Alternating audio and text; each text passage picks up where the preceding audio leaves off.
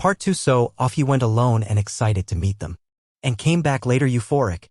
Babe, you won't believe the awful shit they wanted. Babe, we can fuck them over so bad, there's so many possibilities. I was confused and wanted to hear the recording, but he, smartly, told me it was better to listen to him first or else I'd misunderstand him. Well, he went there, and instead of the flirting, my parents and my sister sat him down. After some grumbling about not being okay with him, my judgment, etc., they proclaimed they were willing to pay for my wedding, on one condition. My sister would walk down the aisle on my wedding first, in a wedding dress. Their excuses were that it wasn't okay for a younger sister to marry first, so it was only fair if my sister had at least the experience of it. On my venue, with pictures being taken and the dress, and she'd have a cake later too, etc. My husband will now type his part. Hey, vengeful husband here, hell hath no fury like a pro-revenge / instant karma / nuclear revenge lurker when his beloved is scorned. That said, as much as my wife, she's my wife now, paints me as this quick-witted dude, I admit my neurons all but short-circuited when those folks legit suggested that shit like some sort of great fucking gift. Even Troy would rather take in the horse a second time, methinks. Alas, after my brain rebooted, I did have a whole catalog of insults about to spew out, but something in my soul whispered in my ear like the devil, string these fucks along. So I said I needed to think, see how my wife, back then fiancé, would react, and then ran out of there before I could give away my nefarious plans. Back to me, the wife. So my husband sincerely recounted how my parents wanted even my wedding to be about my sister, with a grin on his face, and had the recording to prove it. I was shocked. The distance had softened how bad they treated me, and I thought even they wouldn't go so far. Thankfully, my husband insisting on the angle of revenge helped me not go to a bad headspace. We had a blast thinking up ways to screw them over this, from ridiculously outlandish to what we thought was feasible. We then called his much more level-headed brother when we decided on a plan. It involved having 2 venue addresses, giving them the wrong one, etc. Well, level-headed brother scolded us for it. While he acknowledged he would never be able to convince us from retaliation, he at least showed us something like that would be hard to pull off. Some of our other ideas were also at danger of getting sued. So we eventually settled for the most benign plan: act like we agreed, but then hire security and don't let her in. Obviously, if that was all, it wouldn't be pro-revenge. The rest is all mostly my husband, but he wants me to do the honors, so here goes. Just important to mention, everything he did was previously discussed with me and were our mutual ideas. He went back to my parents, said he probed and thought I wouldn't be down with it. However, he didn't see the issue and, not wanting family to fall apart, would be down to helping them do it. He pointed out I don't like conflict, so if I was surprised with it, I might not throw a tantrum in front of all the people. On the other hand, marriage is a big thing, so who knew if I'd lash out. Thus he suggested a compromise: they'd help pay for stuff. This way, I would feel even more pressure to not say anything, as not only would we be public, well, with our families there, but I'd be grateful to the help they gave, and that'd mollify me. He said my parents looked surprised by my grown sister starting skipping with joy. Literally so, like a kid. So it was accepted. Important, my husband also claimed that due to some bad judgment in boyfriends in the past, these words were all my idea, and I'm so proud of using their words against them, lol. I was distrustful and controlling and liked to check his phone and stuff to ensure he wasn't cheating on me.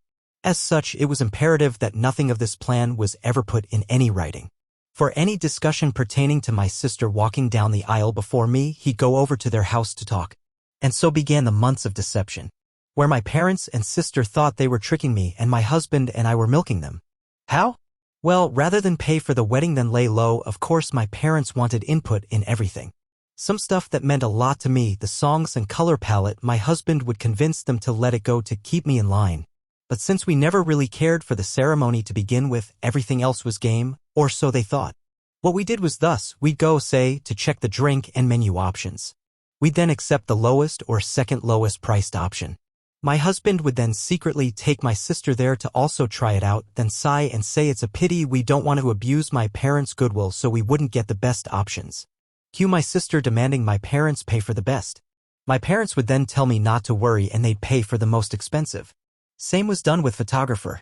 Flowers. My husband handed my sister a bouquet of the flowers we wanted, then sadly expressed how I wanted some other, tasteless flowers. Cue my parents telling me they wanted us to go with said flowers and they'd pay for it. Wedding dress. We hit a minor snag here. My parents wanted me to use a hideous dress. Okay, not outright hideous, but it wasn't my style and wouldn't look that good on me. We had planned on saying yes then simply not using it, but my mom sent me a message about it, so there'd be proof I said okay. We had to go with me refusing in text and standing my ground. My husband went over there and said he'd see what he could do. My sister suggested ruining my desired dress so I'd be forced to wear the other one.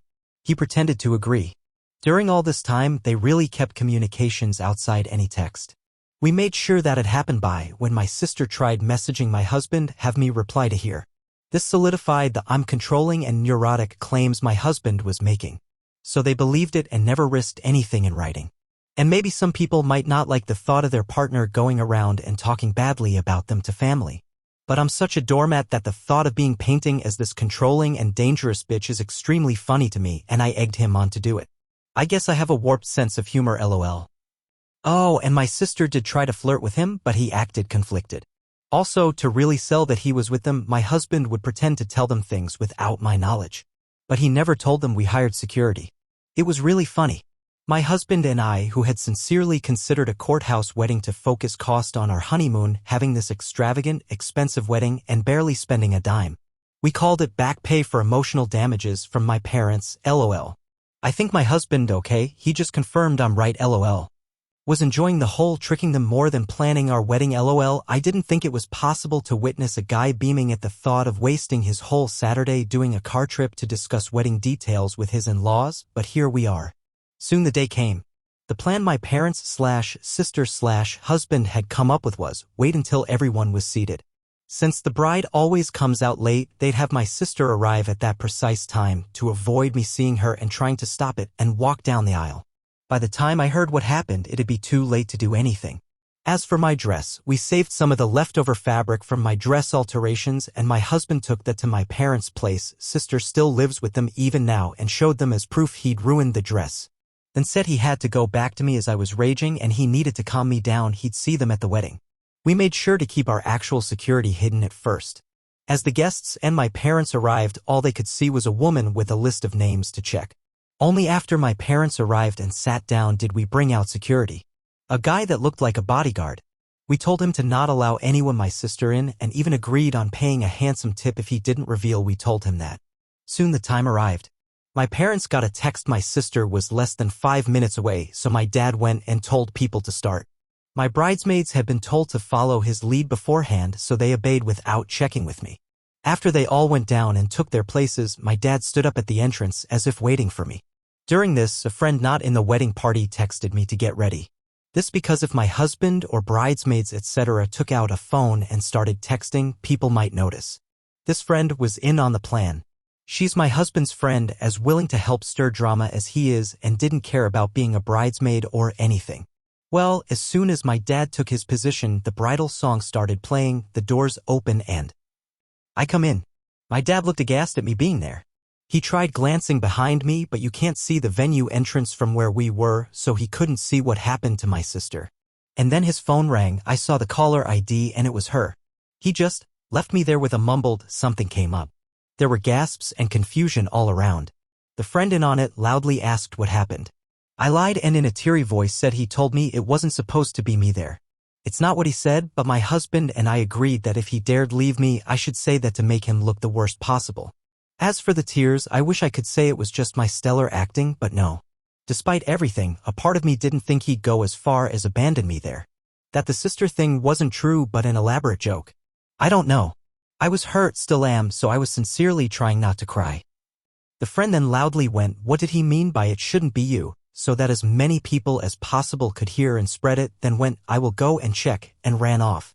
We decided to do this to make her create hell with the security and stop my dad from coming back and stopping the ceremony or something. At some point my mom also left. At this point, my husband's dad quickly ran over and took my arm. He'd been forewarned he might need to. Watching him run desperately to me helped me smile. I walked down the aisle to whispers as people discussed what happened. Some apparently left to check too. When I reached my husband though, all was well. He made me feel better, joking my sad face was so real I deserved an Oscar, and don't worry, he'd rake them over the coals for what they did, lol. We got married without a hitch. My parents didn't come back.